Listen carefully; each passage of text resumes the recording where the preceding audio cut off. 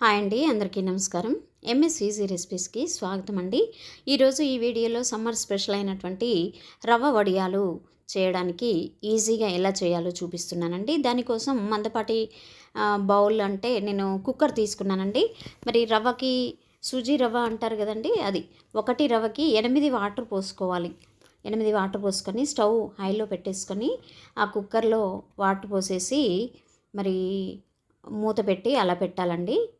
మరి ఇది చాలా ఈజీగా చేసుకోవచ్చు. ఎండాకాలం అయితే ఒక్క రోజులో ఎండిపోతాయి. పోసుకున్న తర్వాత సరిపడా సాల్ట్ వేసుకోవాలి. ఒక హాఫ్ టేబుల్ స్పూన్ వేసాను నేను. ఎక్కువగా ఎండే వరకు ఇంకా ఎక్కువ అవుతుందండి. మరి ఈ వాటర్ మసిలిన తర్వాత మూత తీసేసి ఒక గ్లాస్ రవ్వ చాలా స్లోగా ఉండలు కట్టకుండా జాగ్రత్తగా పోస్తూ కలుపుతూ ఉండాలండి. ఏమాత్రం ఉండలు కట్టకుండా ఉండాలి. మరి ఉడికిన తర్వాత ఉప్పు మోతాదు చూసుకొని మళ్ళీ వేసుకోవాలి. ఇప్పుడు చూసినప్పుడు కొద్దిగా తక్కువ ఉన్నా పర్వాలేదు, ఎండే వరకు కరెక్ట్ అవుతుంది. మరి ఈ సమ్మర్ వచ్చేసరికి అన్ని రకాల వడియాలు, బియ్యపిండి వడియాలు, రవ్వ వడియాలు, దోసకాయ వడియాలు, అటుకుల వడియాలని రకరకాలుగా పెడుతూ ఉంటారండి. ఇప్పుడు పెట్టుకుంటే ఒక సంవత్సరం పాటు మనకి మంచిగా ఎయిర్టైట్ డబ్బాలలో పెట్టేసుకుంటే సంవత్సరం పాటు మనకు ఉంటాయి. మరి ఈ రవ్వ చూడండి, రవ్వ పోసిన తర్వాత మనం స్టవ్ సిమ్లో చేసుకోవాలి. ఇట్లా ఉడకాలండి. కిందికి మీదికి ఇలా ఉడికితేనే వడియం విరగకుండా వస్తుంది.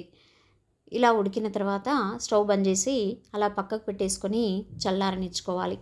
ఆ తర్వాత మనం ఏం చేయాలంటే ఇందులో పాపడ్ కార్ అనేసి మసాలా పౌడర్ దొరుకుతుందండి, అది కొంచెం యాడ్ చేశాను. ఆ తర్వాత జీరా వేసుకోవచ్చు. ఇక పూర్తిగా చల్లారిన తర్వాత బాగా గట్టిగా అయితే మాత్రం చల్లటి వాటర్ కాకుండా కొద్దిగా వాటర్ వేడి చేసి కలుపుకోవచ్చండి. ఇంకొక గ్లాస్ వరకైనా కూడా కలుపుకోవచ్చు. నేను మరి డైనింగ్ టేబుల్ మీద అంటే లోపలనే పెడుతున్నానండి. ఎండ వేడికి ఒక రోజులో కూడా ఆరిపోతాయి అనేసి. మరి చూడండి, చక్కగా మనం వాటర్ కలిపిన తర్వాత గంటె జారుడుగా ఉంటే సరిపోతుందండి. ఇది పప్పులోకి, పులుసు కూరలోకి, సాంబార్లోకి, ఇక చిన్నపిల్లలైతే ఊరికనే బౌల్లో వేసుకుని తింటూ ఉంటారు. ఈవినింగ్ స్నాక్స్ లాగా కూడా పిల్లలు బాక్స్లోకి తీసుకుపోతే బాగానే ఇష్టంగా తింటూ ఉంటారు.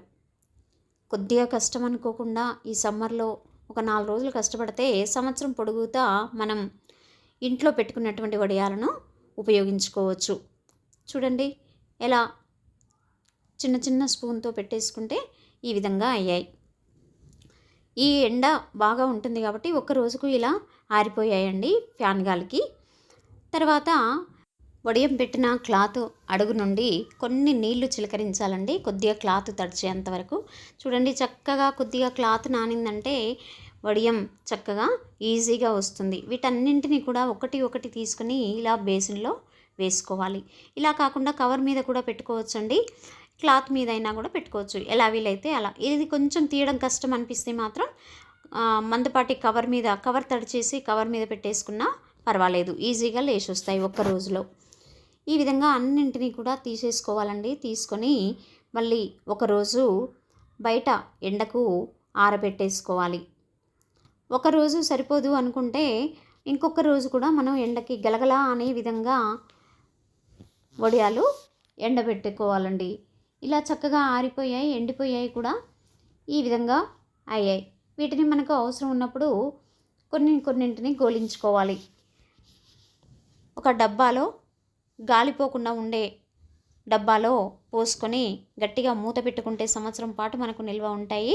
ఇంకా కొంచెం ఎండాలండి ఈ చిప్స్. మరి ఇంకా ఒక్కరోజు ఎండబెట్టిన తర్వాత మనకు కావాల్సినప్పుడు కొన్నింటిని గోలించుకోవాలి. అందుకుగాను మందపాటి మూకుడు స్టవ్ మీద పెట్టేసుకొని స్టవ్ మీడియం ఫ్లేమ్లో పెట్టేసాము. తర్వాత నూనె వేడెక్కాక కొన్నింటిని ఆ ఆయిల్లో వేసేసి గోలించుకోవాలండి. చక్కగా మనం ఇంటి వద్ద చేసినటువంటి వడియాలు ఆ టేస్టే వేరుగా ఉంటుందండి. చక్కగా ఇక తీరా వడియాలు పెట్టే ముందు మనం జీలకర్ర ఇష్టమైతే వేసుకోవచ్చు, లేకుంటే లేదండి. నేను కొద్దిగా నువ్వులు మాత్రం యాడ్ చేశాను. ఈ విధంగా గోలించుకోవాలి మనకు కావలసినన్ని. పిల్లలు కూడా ఇష్టపడతారు, అలాగే పెద్దలు కూడా ఇష్టపడుతూ ఉంటారండి. మీరు తప్పకుండా ట్రై చేయండి. ఈ రవ్వకి 1 గ్లాస్ రవ్వకి 8 గ్లాసుల వాటర్ కలిపాను. కావాలంటే ఇంకొక గ్లాస్ అయినా కూడా యాడ్ చేసుకోవచ్చు. ఎందుకంటే మనం చల్లారాక మళ్ళీ ఇంకొక గ్లాస్ కలిపాం కాబట్టి ఫస్టే 9 పోసినా పర్వాలేదు. ఉప్పు మాత్రం మోతాదు చూసుకొని వేసుకోవాలండి. కొద్దిగా సోడా యాడ్ చేసుకోవచ్చు. చూడండి చక్కగా మనం ఇంట్లో చేసుకున్నటువంటి రవ్వ వడియాలు మనం గోలించుకొని తినడానికి రెడీగా ఉన్నాయి. Please like, share, subscribe.